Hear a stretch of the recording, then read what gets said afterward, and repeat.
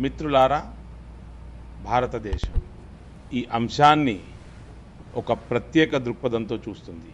దాని స్పష్టమైన ప్రతిబింబం ఈ సదస్సు యొక్క థీమ్లో సర్వజన హితాయ, సర్వజన్ సుఖాయ్, welfare for all, happy days of all.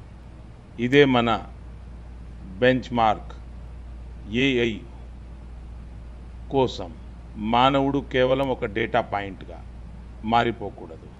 మానవుడు కేవలం ముడిసరుకుగా పరిమితం కాకూడదు. ఈ కారణం చేత ఏఐని ప్రజాస్వామీకరించాలి. మనం దీనిని సమ్మిళితత్వం మరియు సాధికారతకు ఒక మాధ్యమంగా మార్చాలి, ముఖ్యంగా గ్లోబల్ సౌత్ కోసం. మిత్రులారా, మనం ఏఐకి ఓపెన్ స్కైని కూడా అందించాలి. మనం ఇప్పుడు దీన్ని మన చేతిలోనే ఉంచుకోవాలి. ఉదాహరణకు జీపీఎస్ లాంటిది. జీపీఎస్ మనకు దారిని చూపిస్తుంది, కానీ మనం ఏ దిశలో వెళ్ళాలి అనే నిర్ణయం మనదే. తుది నిర్ణయం మనదే, నియంత్రణ మన చేతిలోనే ఉంది.